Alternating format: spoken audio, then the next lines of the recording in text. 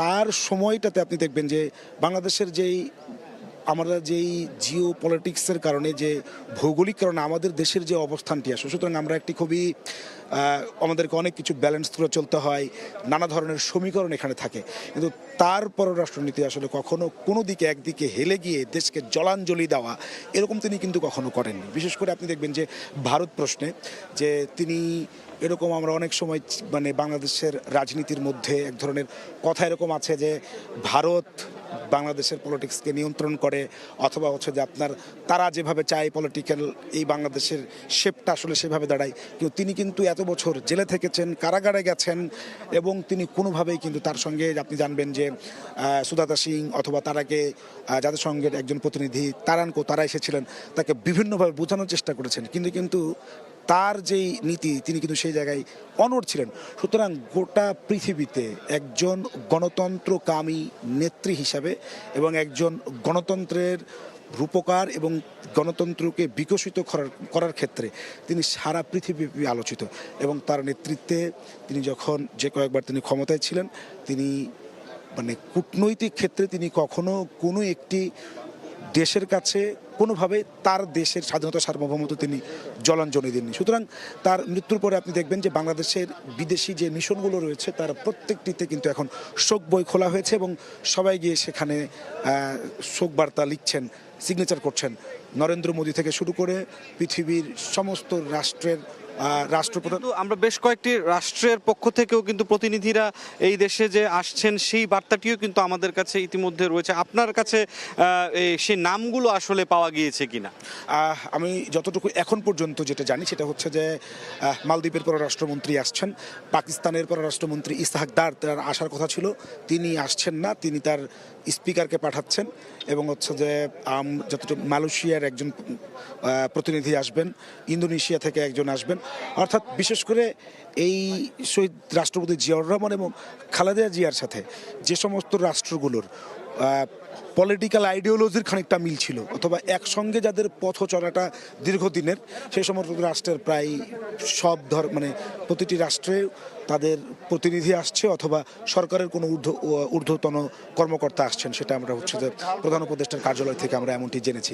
আমাদের কাছে তালিকাটা চলে আসার কথা, কিন্তু আমি দীর্ঘক্ষণ আসলে ফোনে কানেক্ট থাকার কারণে সেই তথ্যটা হালনাগাদ আপডেট আমরা পরিস্থিতি বুঝতে পারছি। আপনি যেই জিও পলিটিক্যালের বিষয়গুলো বলছেন, সেই জায়গাটিতে এই দক্ষিণ এশিয়ার জন্য খুব গুরুত্বপূর্ণ একটি সংগঠন করা হয়েছিল, সার্ক। যেই সার্কটি জিয়াউর রহমানের নেতৃত্বেই হয়েছিল, এবং পরবর্তীতে আমরা দেখেছি যে বেগম খালেদা জিয়াও সেটিকে ধারণ করেছেন এবং এগিয়ে নিয়ে যাওয়ার চেষ্টা করেছেন।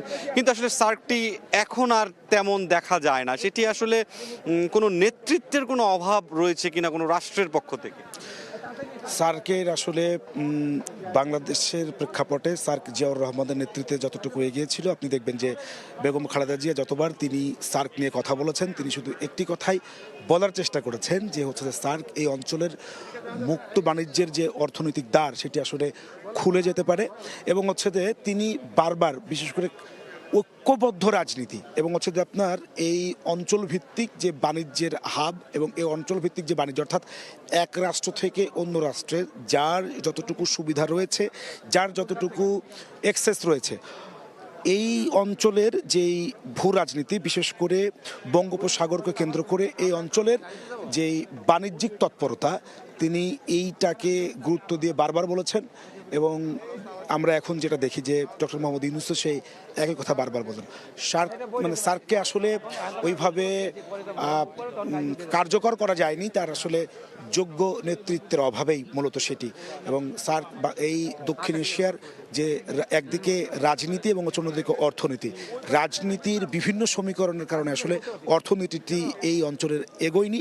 তবে শহীদ প্রেসিডেন্ট জিয়াউর রহমান তিনি কিন্তু যেই যুগান্তকারী বেশ কিছু পদক্ষেপ নিয়েছিলেন, যে কারণে আসলে ওই সময় তাকে মুসলিম বিশ্বের মানে একজন নায়ক হিসেবে তাকে বিবেচনা করা হয়। আপনি জানেন যে আমি সৌদি আরবের মক্কায় বা সৌদি আরবের যে আরাফার ময়দান, সেই আরাফার ময়দানে দেখবেন যে অনেকগুলো মানে নিম গাছ রয়েছে, অর্থাৎ পুরো অঞ্চলটা মাটি ওই সময় ছিল মরুভূমি, কিন্তু এখানে হাজিরা যারা হচ্ছে ওখানে হজ করতে যান, সে আরাফাতের ময়দানে অবস্থান করতে এবং কিছু ধর্মীয় বিধি রীতি রয়েছে আপনি জানেন, সেখানে কিন্তু কোনো ছায়ার ব্যবস্থা ছিল না। শহীদ প্রেসিডেন্ট জিয়াউর রহমান সেই জায়গায় কিন্তু অনেক গবেষণা করে বিভিন্ন দেশের আবহাওয়াবিদ এবং হচ্ছে যে আপনার উদ্ভিদবিদদের সাথে কথাবার্তা বলে তিনি সেখানে বাংলাদেশ থেকে নিয়ে গিয়ে নিমের চারা তিনি রোপণ করেছিলেন, এবং সেই গাছ কিন্তু এখন সেখানে কিন্তু এখন অনেকগুলো গাছ হয়ে গেছে, এবং সেখানে আলো মানে বাতাস এবং সেখানে ছায়ার ব্যবস্থা হয়েছে। এবং যেই কারণে জিয়াউর রহমানকে ওই অঞ্চলের মানুষ ওই গাছের নাম হয়ে গেছে সাজারাতুল জিয়া, মানে সাজারা আরবি শব্দ যার অর্থ হচ্ছে গাছ, আর জিয়া মানে তো আমাদের রাষ্ট্রপতির নাম। সুতরাং আমি বলতে চাচ্ছি যে বেগম খালেদা জিয়া জিয়াউর রহমানের রেখে যাওয়া যে কাজগুলো তিনি আসলে করার চেষ্টা করেছেন, তিনি সার্ককে উজ্জীবিত করার চেষ্টা করেছেন, এবং মুসলিম বিশ্বের সঙ্গে তার যে সম্পর্কের যে জায়গাটা ছিল তিনি সেটিকেও চেষ্টা করেছেন। বিশেষ করে আপনি জানেন যে জিয়াউর রহমান বাংলাদেশ থেকে মধ্যপ্রাচ্যে শ্রমশক্তি রপ্তানির যেই সুযোগ তিনি কিন্তু জিয়াউর রহমানের আমল থেকে শুরু হয়েছে, এবং বেগম জিয়ার আমলে সেটা কিন্তু আরও বেশি সম্প্রসারিত হয়েছে, যার সুফল আমরা রেমিটেন্স কিন্তু এখন পাচ্ছি।